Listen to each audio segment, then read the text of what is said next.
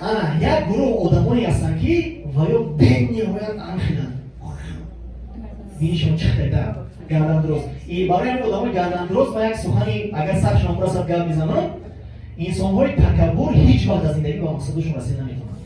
инсони такаббур ки аст мехоҳам барои шумо газам шуд ки хеле описаниша фаҳмед. инсони такаббур ҳамон одаме аст ки ай натиҷае ки ҳозир дорад, ай зиндагие ки ҳозир дорад норозия шукр намекунад.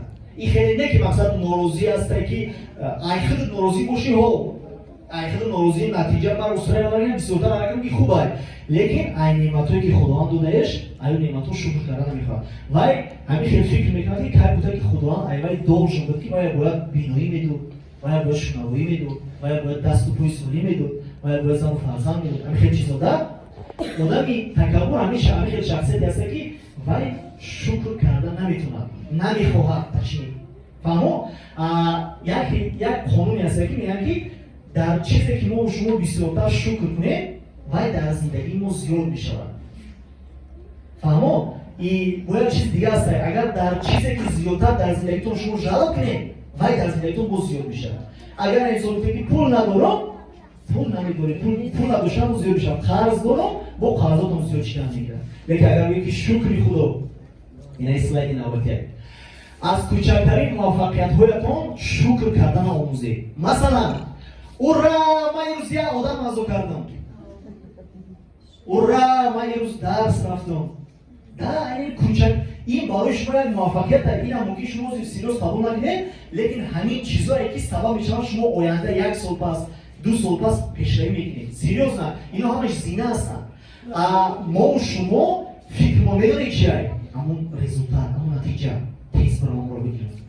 мерай амро мегиред, бояд мақсад дига пайдо мешавад. во магарам барай шумо бояд ки аз ҳамин кӯчактарин амалҳое ки мекунед, ҳамин амалҳо шуморо натиҷа мебахшад, шукр кардан омӯзед. фаҳмод? баъд ҳамин дар зиндагии шумо чӣ мешавад? зиёд мешавад. хурсандӣ кунед. фаҳмидед? ина бинед. барои муваффақ шудан аввал бояд ки роҳе ки меравед бо тамоми мушкиливу шикасту резаш қабул кунед ва аз рафтанатон дар ин роҳ ҳаловат бурдан омӯзед. фаҳмод? ҳамин раҳе ки ҳозир рафтед, мисол баъзе консултантед, баъзе 200 балаед, баъзе 600 бала, баъзе 3000 бал, ҳамин роҳи рафтанатонро дӯст доред. барои чӣ? барои ки муваффақият шуморо он қадар кайфияте наметиҳад ҳамин роҳш. барои чӣ? барои ки оянда пага шуморо одамо вақте ки дар саҳна баромад мекунед, статус мегӯянд ки ва статус, лекин ай статус шумо ва вдахнавӣ намегиранд ва ё ай саргузашти талхе ки шумо ҳамон саргузашта гузашта шикасту рез хӯрда хиста паси сар кардагӣ ҳамаё ва мотиватсия мегиранд ва ҳамаё мефаҳманд ки беки як хел зиндагӣ дошта тонисте бар метавонад. фаҳмон? хоб барои чӣ? барои чӣ суханро гуфтам? барои ки тамоми корҳои бузург дар ин дунё вақт талаб мекунад. шумо наметавонед имрӯз дарахт ташимонед, пага биед ки ман дар ҳосил будем. шумо наметавонед имрӯз зана бигиред, пага биед ки ман дар кӯдак гузорем. ҳамин агар ки мардаку 10 зана бигиранд як бор ва ё пага кӯдакдор намешаванд, ё ки занаку 10 шудан кунанд. барои ҳамин любой кори бузург дар ин дунё чӣ талаб мекунад? вақт. ҳамин чиза мо шумо бояд ки дарк карда ёд гиред. мегӯянд ки вақт ин ислоҳкунандаи мақсадҳои инсон аст. барои чӣ сразу ҳамон чизе ки мехоҳем давай намерасем? барои ки худованд мо ки имтиҳон мекунад ку ҳамин одам ҳамин чиза дар ҳақиқат мехоҳад ё ки ҳамсояша дид ҳамсояшам дошта барои ҳам ку мехоҳад. фаҳмо? дар ҳақиқат хостани шумо чи аст? тамоман таслим шуда то ба ҳам мақсад расидан ҳаракат кардан. фаҳмо? хуб ака музикарамон иқалай зиртон мекунам.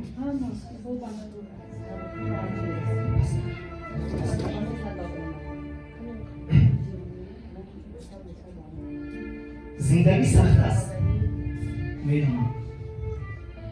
баъзе вақт мо шумо дар як ҳолатҳои сахте меафтем ки фикр мекунем тамоман роҳи баромадан аз ин ҳолат нест.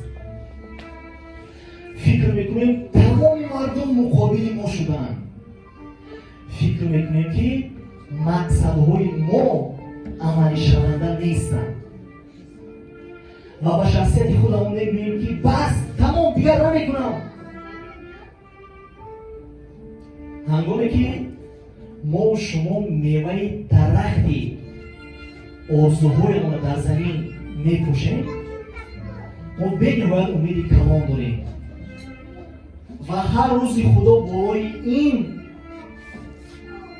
меваамон об мепӯшем, араки ҷабин мерезем ки натиҷа гирем.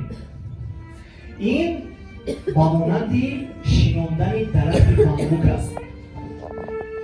марде хост ки дар зиндагиаш як дагардуние шавад ва натиҷаи хуб гираду пешравӣ калон кунад ва ба шинондани дарахти бамбук сар кард. вақте ки дарахтро дар замин шинонд ҳамон ғорашро, ҳар рӯз вай ҳамин дарахтро об медод, аммо натиҷае набуд. то ҳамин дараҷае омад ки одамон ба ҳоли вай механдиданд. ёру наздикону бародарону хешу табораш занг зада ба вай мегуфтанд ки ту чӣ ақлатро аз даст додаӣ? замини беҳосила ин қадар вақт чӣ ки ту об дода истонӣ. аммо ин мард ҳеҷ вақт орзуяшро намефурохт, ба мақсадаш бовар дошт ва ҳаракат мекард. аз байн чанд қадар вақт гузашт, 5 сол, ва хушаҳои аввалини дарахти бамбук аз замин баромадан сар карданд ва дар давоми 5 ҳафта дарахти бамбук ба 30 метр якнура қад кашид. аммо одамон вақте ки ин ҳодисаро медиданд, мегуфтанд ваҳ, ин дарахт дар 5 ҳафта ин қадар хистаӣ.